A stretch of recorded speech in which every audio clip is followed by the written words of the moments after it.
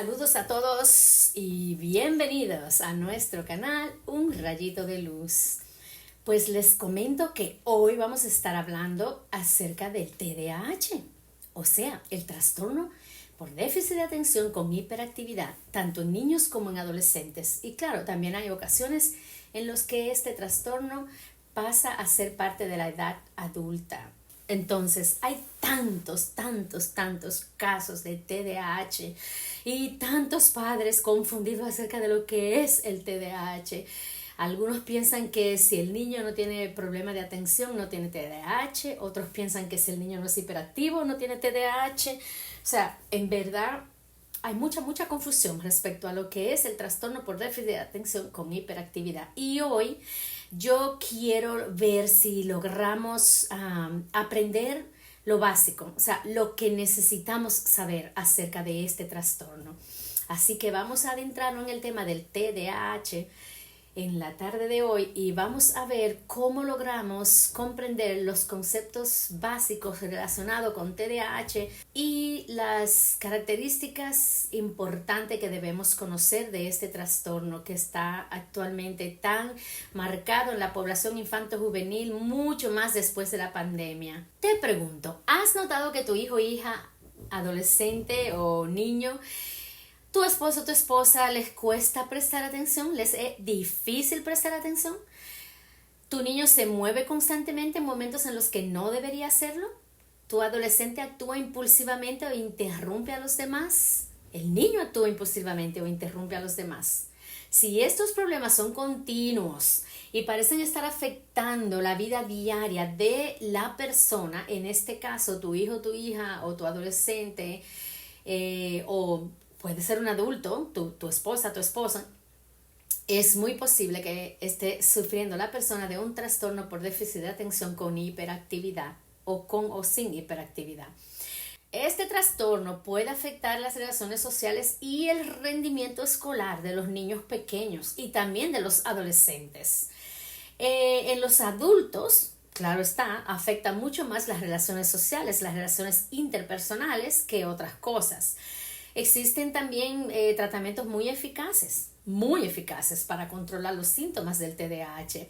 O sea, tu hijo, tu hija, tu esposo, tu esposa no tienen que vivir con esta falta de autocontrol, con esta impulsividad, con esta agresividad o con este carácter complicado, difícil, aburrido, o sea, con esta falta de atención que tú le dices una cosa ahora y ahorita se le olvida. No tienen que vivir así porque ya hay varios tratamientos que son muy eficaces para controlar esta sintomatología que produce el TDAH. Encontrar apoyo para diagnosticar el TDAH, eso es cuestión de tú ir a hacerte una evaluación psicológica con cualquier psicólogo que sea una persona que ha sido formada a nivel universitario y que haya sido formado en psicología clínica. Noten que aunque el TDAH afecta tanto los asuntos educativos, académicos, escolares de los infantes, en realidad el TDAH no es un trastorno que se aborde de una manera íntegra, completa en lo que es la psicología educativa. Es en la psicología clínica donde realmente se adentra el estudiante en el conocimiento de los trastornos del neurodesarrollo del cual este trastorno es parte. ¿Qué es el trastorno de déficit de atención con hiperactividad? Bueno, este trastorno se define como un trastorno del neurodesarrollo asociado con un patrón continuo de falta de atención, hiperactividad o impulsividad. Los síntomas pueden interferir, como ya les dije anteriormente, en las actividades diarias de la persona, en las relaciones interpersonales, familiares o pueden afectarle en lo que es el rendimiento académico en la escuela y también, lógico, ya estaría incluido dentro de lo que son las relaciones sociales interpersonales, los amigos, o sea, las amistades tienden a tener mucho conflicto con las amistades, especialmente mientras más pequeños son. Este trastorno, al ser un trastorno del neurodesarrollo, comienza en la niñez. O sea, que puede identificarse ya, o sea, desde los como 2 años y medio. Por eso es que de verdad conocemos el dicho de los terribles dos. Y ciertamente por eso les decía que para identificar este trastorno, y aunque es fácil de identificar, el personal, o sea, el profesional que trate al niño o evalúe a la persona, debe tener un vasto conocimiento de este trastorno, ya que hay muchísimos de los síntomas del trastorno que están muy relacionados con lo que es también la etapa del desarrollo en la cual se encuentran estos niños cuando inicia el trastorno.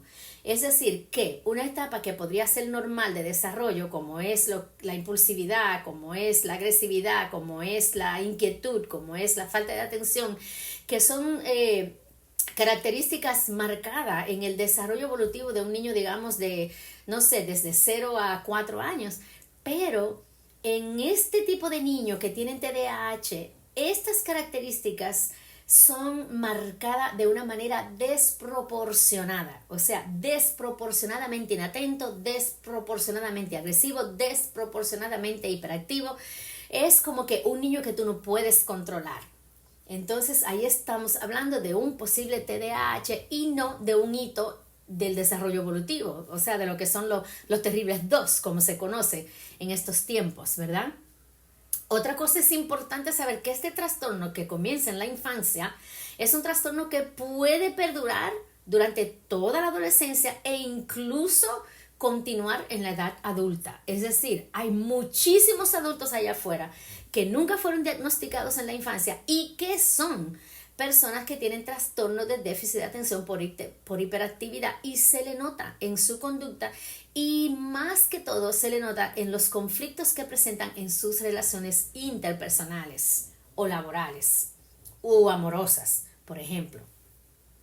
Los niños y los adultos también con este trastorno experimentan un patrón continuo de los siguientes síntomas, y esto es importante, presten atención, o sea, es un patrón continuo, no es de que, ay, la persona está pasando por un duelo y por eso está media ida, media desenfocada, tiene la memoria media borrosa o está medio confundido. La persona está pasando por una transición, ya sea un divorcio, ya sea una mudanza, ya sea un nuevo bebé, que la madre casi no duerme. O sea, no estamos hablando de ese tipo de situación. Estamos hablando de un patrón continuo. O sea, este es el diario vivir y el pan de cada día de esta persona. Número 1, falta de atención. O sea, tener dificultad para prestar atención. Número 2, hiperactividad. Tener demasiada energía o moverse demasiado o hablar demasiado.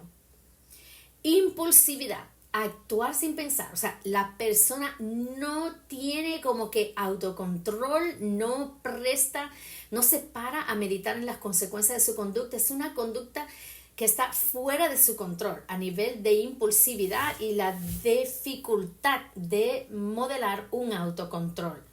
Entonces, cuando tú escuchas estas características, tú probablemente digas lo que dije yo. Oh, pero yo era TDAH.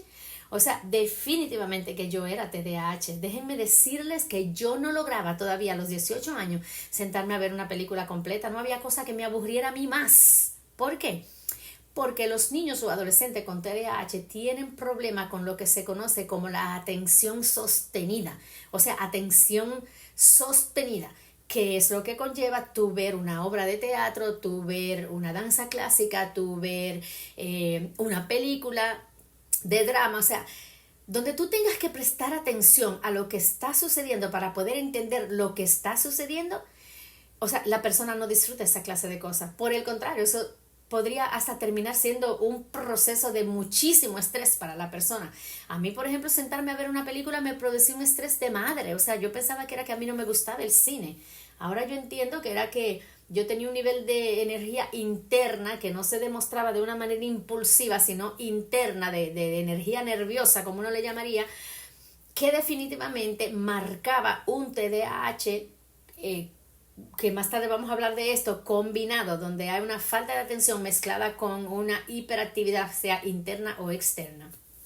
Entonces, otra cosa, vamos a hablar, por ejemplo, de lo que serían los síntomas de atención, porque tal vez tú pienses que no, que tu niño no tiene dificultad con esto, porque el niño sí se sienta a ver una película durante todo el tiempo, cosa que yo no lograba hacer, o el niño sí se aprende una canción de escucharla una sola vez, o el niño sí te relata una historia, o no sé, lo que sea que vio, una película, un drama, te lo relata de pie a cabeza y tú dices, no, este niño no tiene TDAH porque este niño no presenta falta de atención. Entonces, ¿cómo saber si tu niño tiene falta de atención o tu adolescente, tu esposo o tu esposa? Bueno, si les resulta difícil seguir las instrucciones o terminar las cosas, o sea, empieza las cosas pero no las termina. Si son niños empiezan las tareas pero no las terminan. Si son adolescentes empiezan los quehaceres pero no lo terminan. O sea, si se les dificulta seguir las instrucciones y terminar las cosas, hay probablemente un cuadro de déficit de atención aquí. Otra de las cosas es que la persona se les dificulta grandemente concentrarse, o sea, se distrae con facilidad. Y también otra cosa que tal vez nadie pensaría es que la persona se despista fácilmente, o sea, puede estar allí sentada y de repente empieza el muchachito allá en el cole o donde sea que tú lo tengas a jugar con una bolita que se encontró, la maestra hablando, ¿verdad? Y se supone que estén prestando atención, pero el muchachito está jugando con una bolita que se encontró, con un papelito que rompió del cuaderno, jugando con los lápices, jugando con los sacapuntas, jugando con un librito que tiene, o sea, cuando la persona se despista, se distrae con tanta facilidad, a pesar de que hay un tema de interés que se le está presentando, hay posibilidad de que aquí hay un TDAH marcado de falta de atención. Otra cosa, tiene dificultad para organizar las cosas, dificultad para organizar actividades, trabajo. O sea, yo recuerdo, señores, que a mí me decían, por ejemplo, ay, organiza la charla bíblica. Ay, qué estrés me daba eso, la idea de tener que organizar la charla bíblica. Yo, Dios mío, no, mejor pónganme a dirigir la charla bíblica. Yo le predico, pero a mí no me pongan a organizarla. ¿Por qué? Porque los muchachos con TDAH o los jóvenes con TDAH tienen una gran dificultad en lo que es la concentración que conllevaría la organización, por lo cual tienden a tener todo fuera de sitio, las tareas fuera de sitio, mezclan los cuadernos, apuntan lo de una materia en otro cuaderno, en el cuaderno de otra materia. Son niños, por ejemplo, que mezclan las ropas, por más que tú le organices y le pongas las pijamas en un lado, los pantalones cortos en otro, la camisa en otro, o sea, nada más conlleva un día y al otro día tienen ellos todo eso hecho un bollo de nuevo, todo revuelto, todo, o sea, una cosa que tú dices, Dios mío, pero ¿qué es esto? Porque tienen mucha dificultad para mantener la organización. Les conlleva muchísimo, como ya les dije, mantener tareas que requieran una secuencia y también mantener los materiales y sus pertenencias en orden. Si tú tienes, por ejemplo, un adulto, un esposo que siempre pierde las llaves, un esposo que nunca encuentra la cartera, una esposa que tiene una cartera que aquello es Mary Poppins, que tú entras y tú andas buscando la llave en la cartera de tu mujer, pero es imposible encontrarla de tantas cosas que tiene allí, un revolú y un desorden dentro de esa cartera que no hay orden, nada está donde debería estar. Posible cuadro de TDAH. Así que las personas con TDAH, marcadamente con lo que es la falta de atención en el TDAH, son personas que se les dificulta mantener la atención sostenida, mantener la organización, concentrarse, mantener secuencia en alguna tarea o cualquier cosa que estén ejecutando. Les dificulta un mundo mantener organizados sus pertenencias, o sea, lo que es la organización interna de su propia vida, y también les cuesta muchísimo administrar el tiempo y cumplir con los plazos, o sea, cumplir con los compromisos. Son personas que tienden a llegar tarde donde quiera que van. Son personas que siempre piensan que tienen como 7 horas para hacer la cosa y cogen 7 proyectos, pero en realidad nada más son 2 horas que tienen y ya están tarde para el próximo, o sea, porque les cuesta tanto la planificación y la organización que de verdad no se dan cuenta que no van a poder cumplir con los plazos que se han establecido.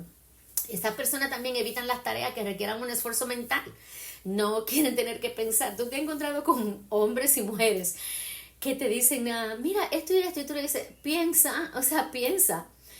No, las personas que tienen TDAH huyen de tener que pensar porque pensar requiere un esfuerzo mental sostenido y ellos, eso es una pesadilla para ellos, tener que pensar de una manera enfocada. Así que les cuesta mucho pensar. También pierden las cosas, como ya les mencioné, pierden la llave, pierden los celulares, pierden los espejuelos, o sea, pierden los lápices, los bolígrafos, los cuadernos, pierden hasta la mochila, pierden los vasos en el fútbol, o sea, Y yo te estoy hablando por experiencia que yo he vivido con mi propio hijo, que gracias a Dios se ha convertido en un niño muy organizado, pero a él le ha costado un arduo trabajo llegar ahí, un seguimiento continuo, una estructura específica, o sea, de verdad conlleva bastante para estos niños poder alcanzar esos propósitos que para otra persona son cosas normales. O sea, poner tu tarea, hacer tu tarea es algo normal.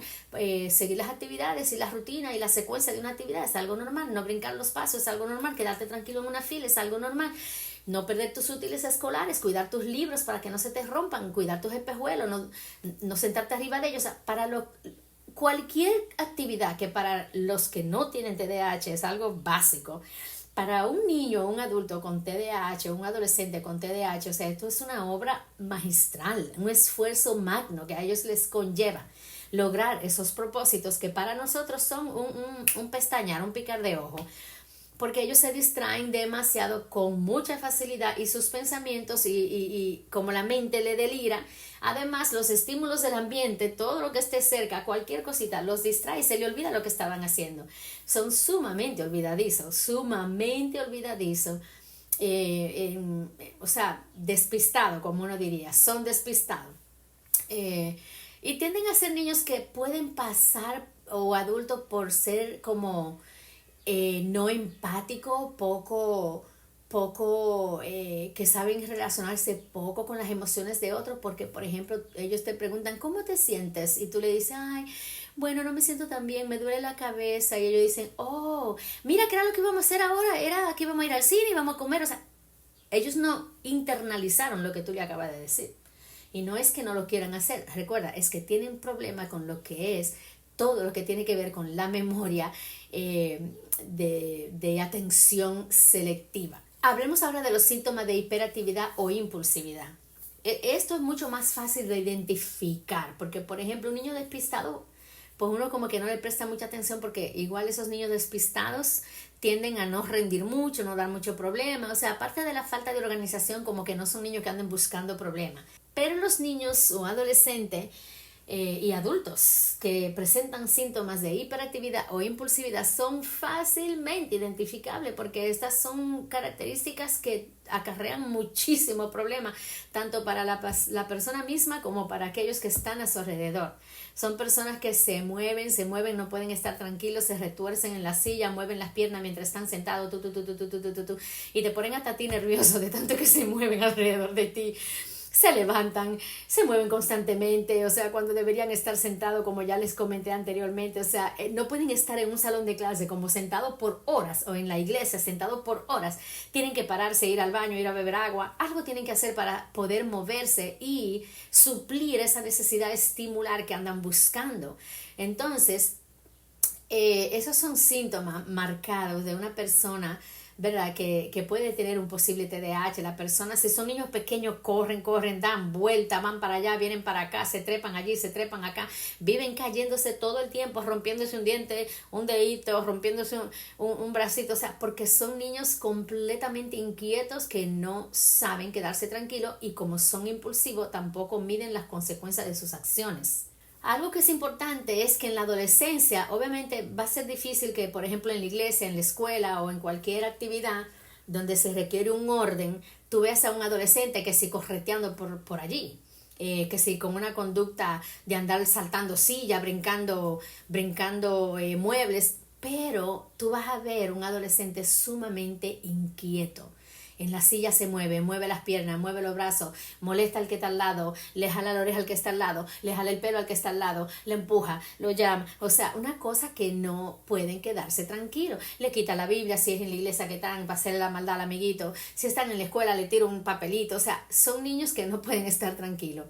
Y otra cosa, esos niños o también adultos no pueden jugar o participar en pasatiempos que requieran silencio. O sea, el estar callado.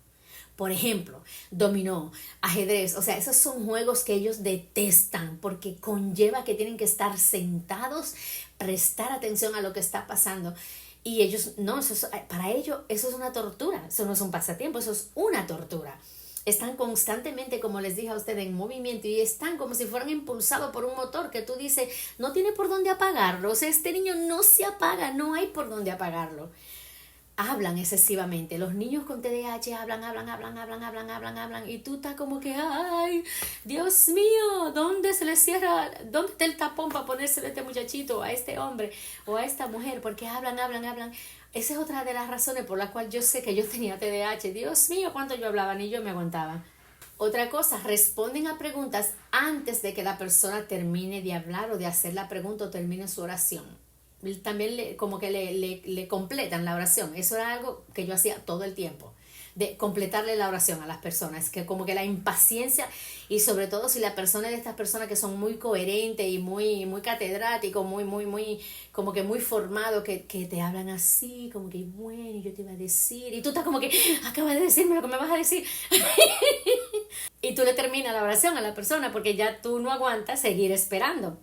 Atención sostenida, ¿verdad? No hay. Como les dije, la persona tiene dificultades para esperar su turno. Cuando hacen una fila en un banco, ay, se desesperan. Es como que empiezan hasta perspirar, nada más de tener que esperar, y algunos hasta se salen de la fila y se van. Interrumpen a otros, se entrometen con otros.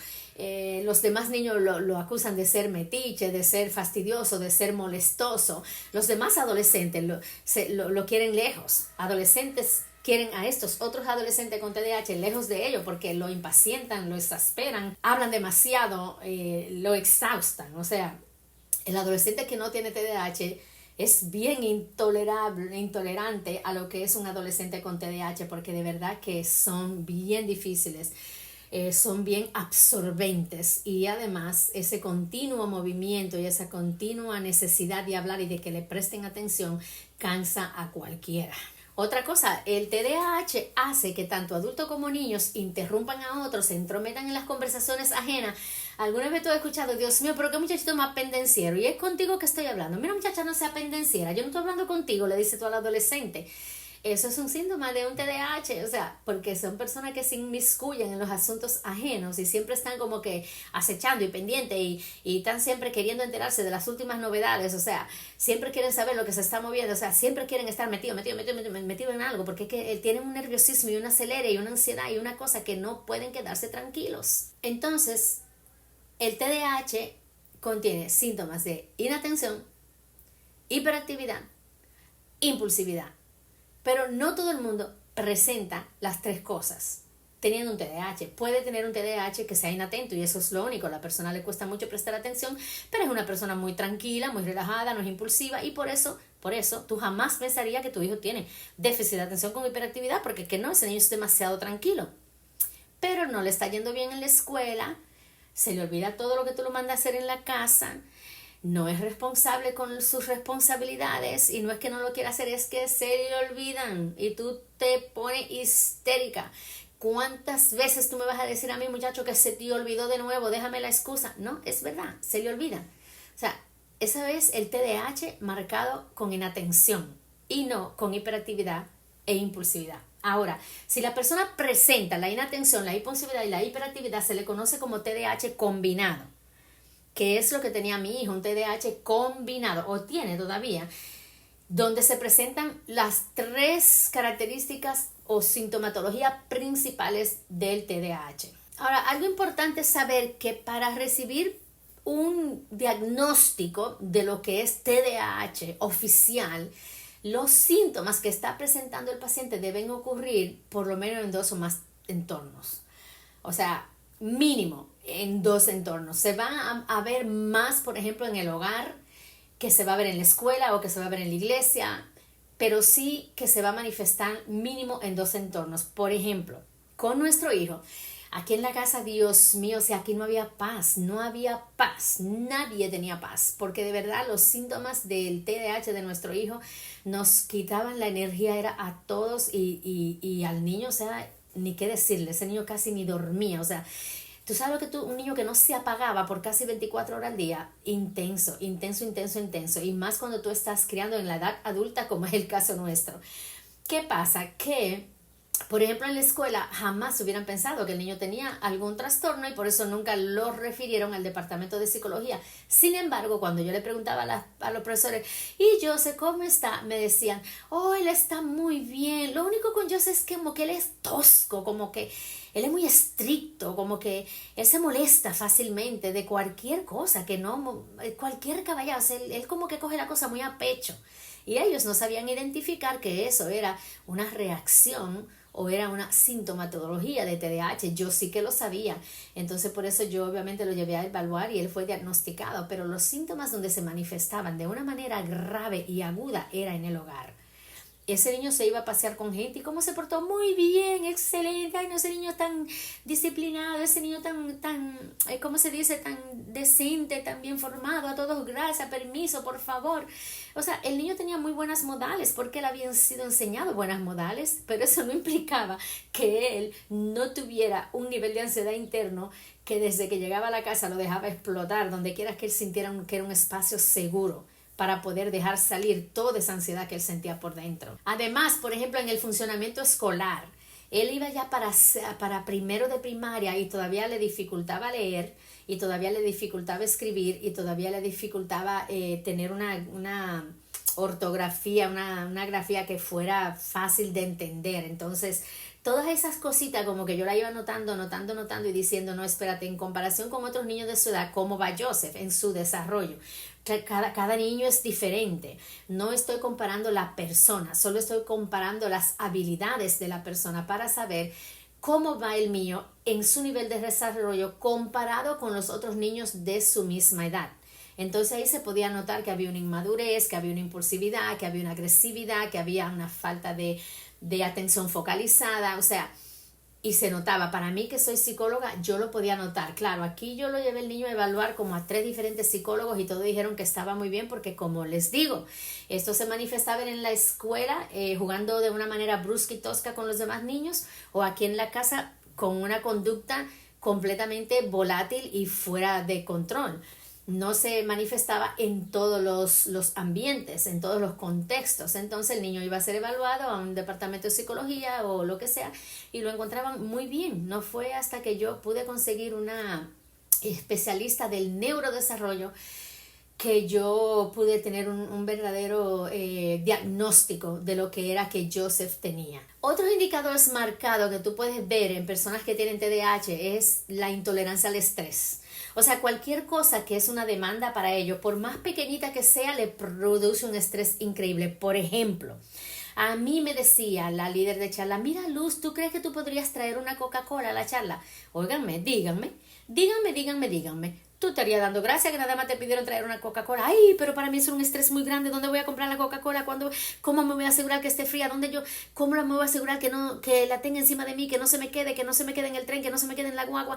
Ay, no, se me produce un estrés tremendo. Yo, mira, te puedo dar el dinero para que la compre. Y resolví el problema. Porque cualquier cosita que indujera un sentido de atención focalizada y de responsabilidad me produce un estrés de madre. Por ejemplo, los trastornos del sueño. Yo era de la que se amanecía, señor, estudiando, yo me amanecía como si nada, cantando, yo me amanecía como si nada, y mi familia no pensaba que eso era anormal. O sea, ellos pensaban, no, hombre, eso es como ella tiene un nivel de energía tremendo. Pero no, señores, miren, si su muchachito no está durmiendo, o sea, un niño debe dormir corrido mínimo 9 horas. De 9 a 12 horas debe dormir un niño corrido. Y si se levanta, que sea una sola vez, tal vez hacer pipí o algo. Pero cuando tú tienes un niño que se levanta 5 o 6 veces por la noche, u otro niño que, por ejemplo, le cuesta muchísimo dormirse, que tú lo acuestas y a las 8 de la noche y va a verlo a las 2 y el muchachito sigue despierto, hay una situación que hay que prestar atención. ¿Por qué? Que eso implica que hay un nivel de ansiedad tan grande interno que, aunque en la conducta no se esté manifestando, el muchachito está, mira, con un nivel de ansiedad que casi explota y se le manifiesta por un trastorno de sueño. Entonces, la depresión, por ejemplo, también. La depresión es un marcador de un posible TDAH, porque algunos niños o adultos inclusive se deprimen mucho porque se sienten como que después que dan su metida de patas o arrebato de ira, después que agreden a alguien, después que les responden mal a alguien, después que se ponen defensivo con alguien, se sienten muy mal de haber actuado así y eso le induce una depresión. Entonces, ¿verdad? Ya sabemos que el TDAH puede inducir mucho estrés, trastorno del sueño, ansiedad, depresión, entre otras afectaciones que no necesariamente son cosas que tú digas, TDAH. No, tal vez tú ni las asocies con TDAH, pero sí son síntomas marcadores que pueden indicar un posible TDAH en la persona. Entonces, ¿qué tú quieres asegurarte que suceda en una evaluación? Si tú escuchaste esto y dijiste, sí, yo tengo eso, oh, mi hijo tiene eso, oh, mi hija tiene eso, oh, mi esposo tiene eso, no, sí, necesitamos ser evaluados en esta familia. Bueno, primero es encontrar un buen profesional, que te recomiendo buscar recomendaciones, no solamente escoger la primera persona que encuentre. Lo primero es encontrar un buen profesional, y si te lo puedes recomendar a alguien que ya tenga un familiar con TDAH que ha sido efectivamente diagnosticado, mejor todavía. Buscar ese buen profesional para examinar la salud mental y el historial médico con lujo de detalle del niño o de la persona. El historial médico con lujo de detalle es importantísimo porque, señores, miren, problema con la tiroides, problema con alta presión, problema con la diabetes, todos producen sintomatología igualita a la que produce el TDAH. Por lo cual es importante también conocer muy bien el historial clínico de la persona que está siendo evaluada, no solamente la conducta o la sintomatología actual de, qué sé yo, los últimos 6 meses, el último año, no, es la historia completa. El evaluador, por ejemplo, debe pedir permiso para hablar con otros miembros de la familia, con la escuela, con los profesores, o sea, y si no puede ir o no ofrece esos servicios de visitar la escuela, visitar la familia, porque tal vez, ¿verdad? Eso sería muy costoso, sí que te da, por ejemplo, unos formularios o unos cuestionarios que son de instrumentos para evaluar el TDAH o cualquier otra sintomatología o cuadro clínico o emocional psiquiátrico que la persona presente. Te dan estos cuestionarios y tú lo llevas a la escuela o lo llevas a la casa para llenarlo, lo llena el papá, lo llena la mamá, lo llenan los profesores del niño. O sea, mientras más información tú puedas recabar, la niñera del niño, los abuelitos del niño, mientras más información tú puedas recabar, va a ser esta evaluación, porque a veces, por ejemplo, los padres pueden estar muy ofuscados con la conducta de un niño, muy estresados, los mismos padres quizá tener un mismo cuadro de TDAH que nunca han tratado, y puede ser que el niño solo esté pasando por un proceso evolutivo, un hito del desarrollo evolutivo, y que ellos no están sabiendo cómo trabajar esa situación, por lo cual es importante recoger y recabar información de los diferentes contextos donde el niño se está desarrollando. Ya actualmente existen varias escalas de calificación del comportamiento que son estandarizadas, que son aprobadas para verificar la sintomatología del TDAH, y por eso cualquier profesional de la salud, cualquier psicólogo, cualquier pediatra del neurodesarrollo va a tener alguna de estas herramientas que le puede aplicar a tu hijo, a tu hija, a tu esposo, a tu esposa, a ti mismo, para determinar, ¿verdad?, si se están cumpliendo los criterios para un diagnóstico de TDAH. ¿Y cómo sabemos? Esos criterios están bien marcados en el DSM-5, o sea, el Manual de Diagnóstico y Estadístico de los Trastornos Mentales. Tú puedes, por ejemplo, ir al internet y buscar DSM-5, Manual de Diagnóstico y Estadístico de los Trastornos Mentales, criterios para TDAH, y te los va a dar claritito. Entonces, hay cierta cantidad de esos criterios que la persona debe cumplir para tener un diagnóstico, y cierta cantidad de esos criterios que la persona debe cumplir para tener sintomatología de. Porque si tú tienes sintomatología de, no necesariamente cumple el criterio para un diagnóstico. Por ejemplo, yo sé, ahora que ya soy, ¿verdad?, psicólogo, sé que yo tenía TDAH. Sin embargo, yo también presentaba sintomatología ansiosa y depresiva, pero no suficiente sintomatología como para ser diagnosticada con algún trastorno de depresión o algún trastorno de ansiedad. Pero sí tenía los indicadores todos completos para ser diagnosticada para un trastorno de TDAH, el cual produce ansiedad y depresión. ¿Me explico? Entonces es importante que la persona que haga esa evaluación sea una persona que esté apta, capacitada, entrenada para este tipo de evaluación y pruebas psicométricas, y que tenga buen control de ellas a la hora de puntualizar los resultados. Si la persona es una persona altamente entrenada en la materia, o sea, por ejemplo, un psicólogo clínico con una especialidad en TDAH, un psicólogo clínico con una especialidad en depresión, un psicólogo clínico con una especialidad en ansiedad, un psicólogo clínico con una especialidad en trastorno del espectro autista. O sea, si la persona es un psicólogo clínico con una especialidad va a ser una persona apta y capacitada para aplicar algunas otras pruebas más allá de los cuestionarios o las pruebas de screening o de cribaje que se hacen para diagnosticar el TDAH. En este caso estaríamos hablando de pruebas que analizan la memoria operativa, el funcionamiento ejecutivo, las habilidades como son la planificación, la toma de decisiones, las habilidades sociales, las relaciones interpersonales, el estado, ansiedad, rasgo, o sea, todo eso, y las destrezas visuales, por ejemplo, las destrezas espaciales, las habilidades de razonamiento que son tan importantes y que producen tanta dificultad en el niño con TDAH, un buen especialista con una especialidad en trastornos del neurodesarrollo sabría cómo trabajar a tu hijo y poder encontrar un verdadero diagnóstico, y no solo el diagnóstico, sino también sus comorbilidades. Y por comorbilidades me refiero a la sintomatología u otros diagnósticos que la persona presenta aparte del TDAH. Una persona puede tener TDAH y también tener un trastorno de ansiedad, TDAH y también tener un trastorno depresivo, TDAH y también tener un trastorno de distimia, TDAH y también tener un trastorno de múltiple personalidad. O sea, estamos hablando de que el TDAH hace comorbilidad con muchísimos otros trastornos, sea porque se presentan sintomatología de esos otros trastornos o porque la persona también tiene criterios para ser diagnosticado con un otro trastorno comórbido al TDAH. Pero le han dado el diagnóstico principal TDAH porque es la sintomatología más marcada que presenta y la que está más afectando el entorno familiar, escolar y personal de este paciente. Entonces, como les decía, que estas pruebas demandan, ¿verdad?, una alta formación en el profesional que la esté llevando a cabo. En realidad, en los países de tercer mundo como aquí, es difícil, muy difícil encontrar profesionales que verdaderamente estén formados. O sea, a mí me costó muchísimo, muchísimo encontrar profesionales que no solamente se sentaran a hablar con tu hijo y ya, mira, el muchacho tiene esto, no, que de verdad pasaran pruebas, que mandaran a hacer analítica, que mandaran a hacer los diferentes estudios fisiológicos, ¿verdad? Ya fuera el CAT scan o la resonancia magnética o sea, todas estas cosas que ayudan a ver cómo está funcionando el cerebro y también el sistema completo del paciente que está siendo evaluado. Es bien difícil aquí. Rara vez, yo diría, ¿verdad que sí? Esto tú lo vas a encontrar porque los costos, o sea, los costos son demasiado altos. Por ejemplo, nosotros pagamos para la evaluación de Joseph $2,000 y pico. Estamos hablando, o sea, de mucho dinero.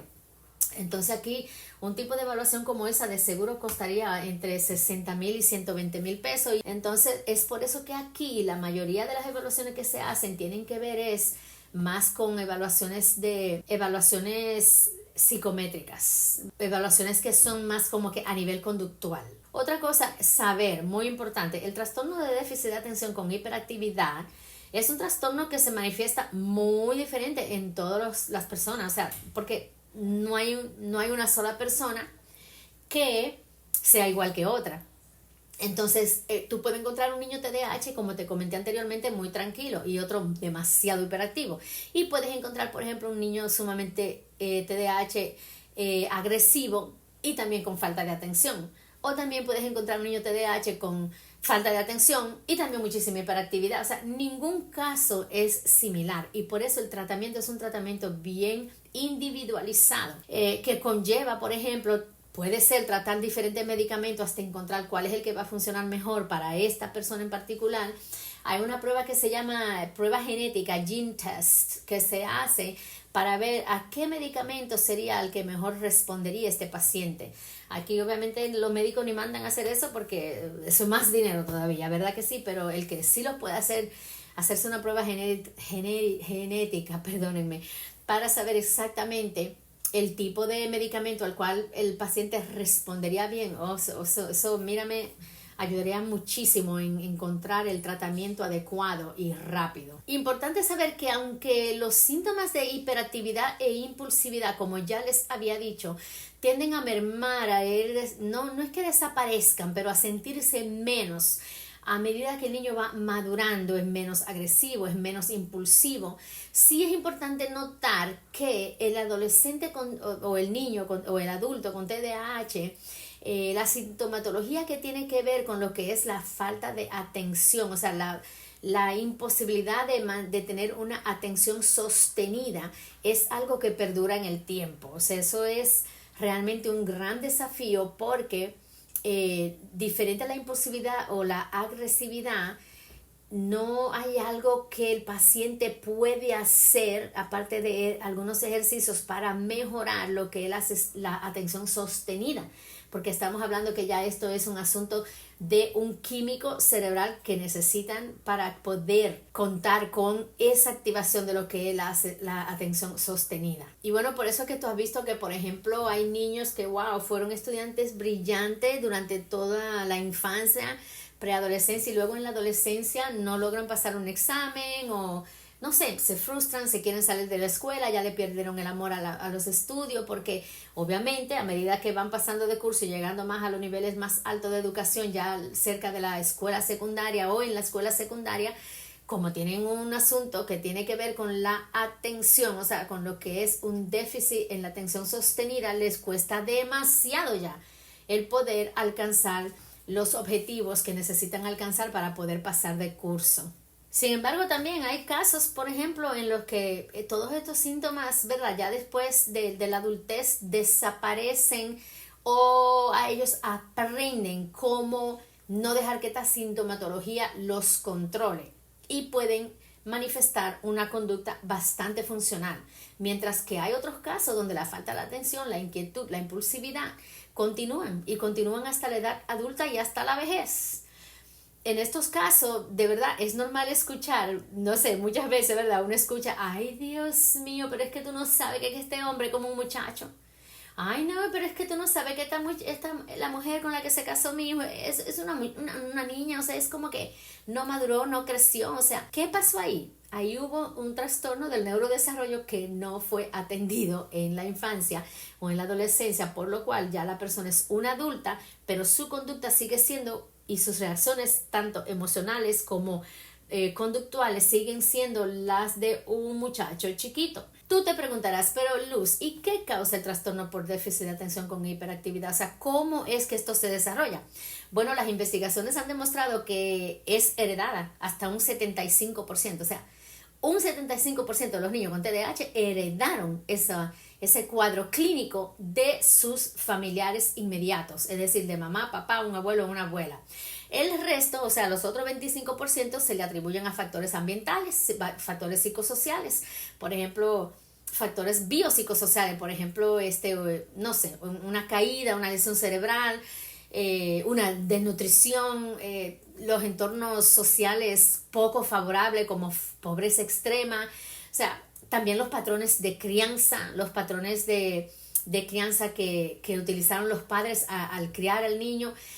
Ahí está, entre esas cosas, el otro 25%, pero un 75% de ello es herencia. Y dirás, bueno, ¿y cómo entonces se trata el trastorno de déficit de atención con hiperactividad para poder superarlo? Como ya te dije, esto es una condición que puede mantenerse a lo largo de la vida de la persona, aunque en otros casos la persona logra superar todos esos efectos, toda esa sintomatología, ¿verdad que sí? Que les afecta producto del TDAH. Sin embargo, no existe una cura para el TDAH, o sea, no existe una cura. Lo que sí existen son tratamientos muy eficaces que ya han sido comprobados científicamente que funcionan. Y yo se los digo porque en esta casa no había paz, aquí no, esto es una zozobra continua por los primeros 5 años de vida de mi hijo. Y déjenme decirle que una vez ese niño fue medicado y empezó su terapia, eso es otra gente, o sea, en este hogar es otro hogar. Aquí regresó la paz y la tranquilidad. Entonces sí existen tratamientos que están disponibles y que son muy buenos. No son baratos. Se los digo desde ahora, no son baratos. Atender a un niño con TDAH es pagar una renta. Pero hay que hacer el esfuerzo. Hay que hacer el esfuerzo porque el niño necesita ese medicamento, igual que si el niño tuviera, Dios libre, Dios proteja, una enfermedad terminal. O sea, tú no dirías, ay, sí, mi hijo, no sé, tiene hepatitis, pero es que yo no tengo el dinero para el medicamento. O, ay, sí, mi hijo tiene una situación de gastritis o úlcera gastrointestinal, pero es que no tengo el dinero para el tratamiento. O sea, porque la verdad es que para cuando se trata de tratamientos mentales somos bien rápidos en decir que no hay dinero. Y es verdad que no hay dinero, pero hay que buscarlo. Hay que buscarlo igual que se busca para cualquier otro tratamiento que el niño pueda necesitar. Bien importante saber que el tratamiento para el TDAH conlleva tratamiento farmacológico y tratamiento psicológico.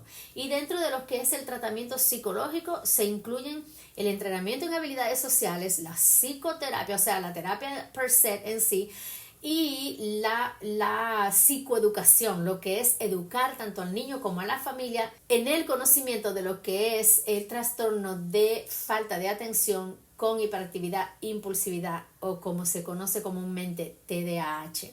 El TDAH no puede ser tratado eficientemente sin fármacos. Eso de que ay, vamos a cambiarle la alimentación al muchachito, vamos a dejarlo que no vea tanta televisión, vamos a asegurarnos que no beba mucho estimulante. Sí, todo eso es parte de, o sea, porque hablamos que los factores ambientales afectan, o sea, todo eso es parte del tratamiento, pero todo eso no va a resolver las dificultades de un niño con TDAH si no es medicado. El medicamento es crucial, necesario, imprescindible en un niño que presente TDAH.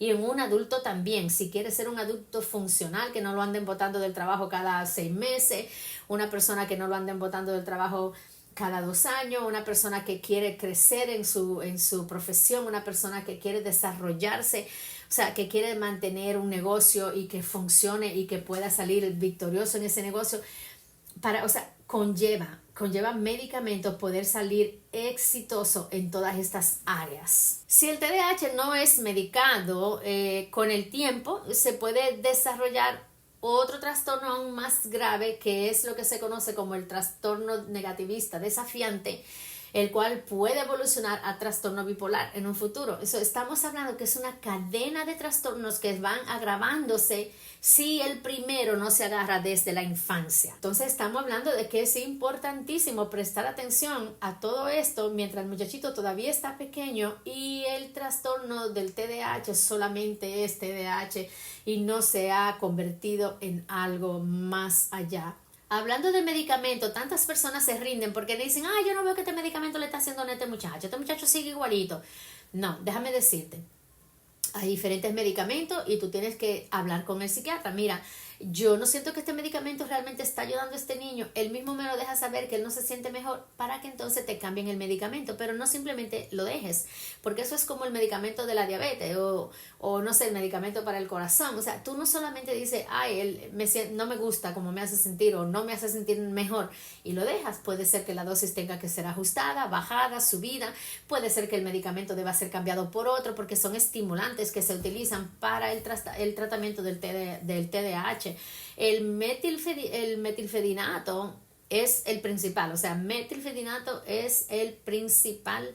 En cuanto a la psicoterapia, existen bastantes posibilidades de tratamiento también para los niños y otros con TDAH, dentro de lo que está la terapia conductual, ¿verdad? Donde a la persona se le ayuda a cambiar su comportamiento, cambia tu manera de pensar y cambia tu manera de actuar, ¿verdad? Que sí, se le ayuda a trabajar con lo que es la organización, completar la responsabilidad de completar las tareas, aprender habilidades sociales, monitorear el propio comportamiento, o sea, como dice la escritura, el inteligente corrige su propia conducta.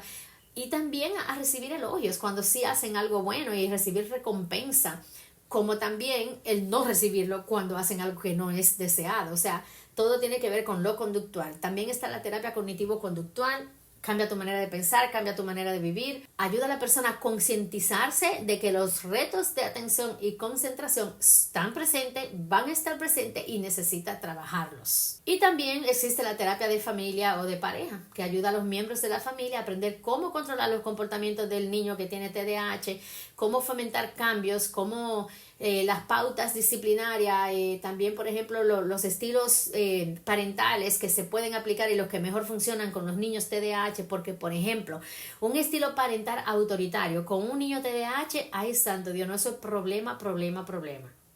problema. A mí la gente me decía, tú te has vuelto floja, tú te has vuelto apoyadora.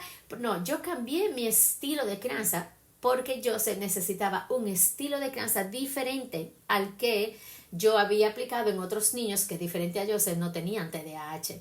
Entonces eso es muy importante, entender que la familia debe ser educada en el medio de la terapia para saber cómo trabajar con estos niños que presentan TDAH.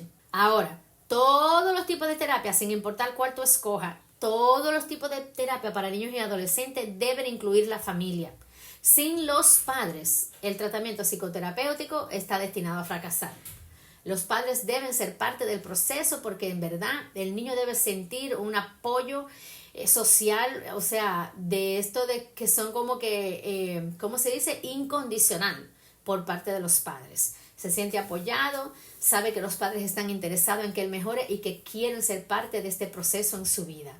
Y no como que, bueno, aquí se lo traje, arréglelo, yo vuelvo después. No, el niño necesita ver, yo soy importante para mis padres, soy tan importante que mira esto, han dejado todo lo que estaban haciendo para venir y estar conmigo y darme apoyo en este proceso. El niño con TDAH también debería recibir una adaptación curricular y ya eso sería otro video que grabaríamos de qué es lo que la escuela puede hacer para ayudar a los niños con TDAH. Ya hoy estamos hablando de lo que deben hacer los padres. ¿Qué es lo que los padres pueden hacer para ayudar al niño con TDAH a salir victorioso en todo lo que haga, tanto académico como social y personalmente? Mi hijo, que estaba en fútbol desde que tenía 3 años, un niño que tiene un talento nato para el fútbol, sin embargo, él no lograba que le fuera bien en el fútbol porque su conducta impulsiva e hiperactiva le impedía la atención focalizada que necesita un jugador de fútbol para saber las jugadas que debe hacer o los momentos en los que debe reaccionar o no. Y también por las actitudes que se presentaban dentro de lo que eran las relaciones sociales entre los grupos de iguales dentro del mismo equipo de fútbol. Así que muy importante, los niños con TDAH, o sea, ellos se van a beneficiar grandemente de las intervenciones tanto psicológicas como farmacológicas y las necesitan ambas para poder salir victoriosos. Comentaba yo sobre lo que es las adaptaciones curriculares que se deberían hacer y en realidad, aunque aquí hay una ordenanza para eso, yo he visto que es muy, pero muy poco, por no decir nada, de las escuelas que yo he visto, ponen en práctica esto de la adaptación curricular que se debe hacer con un niño. Y esto es algo que los padres debemos siempre estar ahí pendiente y demandar. Por ejemplo, a mi hijo, digamos, le ponían 20 ejercicios de matemáticas, ¿no? Yo hablé, busqué ayuda, busqué consejo, busqué ayuda y hablé, hasta que, o sea, entendieran que con ponerle 4, si él se lo sabía ya esos 4, ya él sabe matemática, no hay que ponerle 20. Porque el niño con TDAH te hace 4 ejercicios y te lo hace súper bien, pero cuando él ve una lista de 20 diferentes ejercicios, nada más él mira la lista de esos 20 ejercicios, ya los cansa, los estresa, los pone histérico de pensar, o sea, mi hijo llegaba a la casa con una depresión terrible cada vez que él tenía 5 o 6 tareas por hacer. Cuando ese niño se montaba en el carro así, con la mirada deprimida, todo cabizbajo, yo decía, le dejaron 5 o 6 tareas. Él no podía con eso. Él puede con 1 o 2 tareas. Él no puede con 5 o 6 tareas. Y si cada una de esas 5 o 6 tareas tiene 5 o 6 ejercicios, y en un caso, como les dije, tenía 20 ejercicios, o sea, estamos hablando de que no, es imposible que este niño vaya a estar feliz de ir a la escuela cuando él está percibiendo la escuela como algo que es imposible para él lograr, como algo en lo que él va a fracasar. Entonces estamos hablando de que sí, las escuelas tienen que ponerse al día en esto y sé que es algo que se ha estado trabajando a nivel nacional y se tiene que continuar trabajando porque en la mayoría de los casos, y como me pasó a mí, cuando tú vas y hablas con los profesores, la tendencia es reaccionar yo no puedo tener ni que un trato especial con su hijo, no, yo no puedo, o sea, yo tengo 30 muchachos a los que tengo que atender y yo no me puedo repartir así, y yo los entiendo a ellos, porque ciertamente aquí no se utiliza eso de que cada aula tenga un asistente de maestro, cada aula debería tener un asistente de maestro precisamente para ayudar con esto de los niños con necesidades especiales. Pero es lamentable que no es así y tenemos que trabajar con lo que tenemos. Así que nada, no se rindan, sigan pidiendo ayuda, sigan involucrándose en las escuelas y sigan dejándoles saber a los profesores con lo que su hijo sí puede y con lo que no puede. Y si no te hacen caso en la escuela, mira, de verdad, yo te aconsejo que hagas lo que yo hice por un tiempo, que a mí no me hacían caso en la escuela los profesores. Yo lo que hacía era que le decía a mi hijo, ¿sabes qué, mi amor? Vamos a trabajar lo que tú puedas. Aquí hay 20 ejercicios de matemática, vamos a hacer 4. ¿Te parece bien? Aquí hay 10 respuestas que hay que contestar de lengua española, vamos a contestar 5. ¿Cómo te sientes de eso? Y así lo hacíamos, porque de verdad yo tenía la responsabilidad sobre todo de que mi hijo no terminara con un trastorno mental peor del que ya tenía, producto del nivel de estrés que la misma escuela le estaba induciendo al niño. Entonces, como les digo, o sea, hay tanto que hay que tener pendiente en lo que es el tratamiento multifactorial y multimodal que necesita un niño que presenta un cuadro de TDAH para salir victorioso. Wow, cuánto. Hay mucho más que puedo compartir con ustedes porque de verdad siento que he hecho un doctorado de TDAH con mi hijo. Y además que la maestría que yo hice, la especialidad era en autismo y TDAH y fue demasiado lo que aprendí. Tengo mucho más que compartirles, pero por ahora vamos a dejarlo hasta aquí. Los quiero mucho y ya saben cómo encontrarme si me necesitan. Los quiero mucho.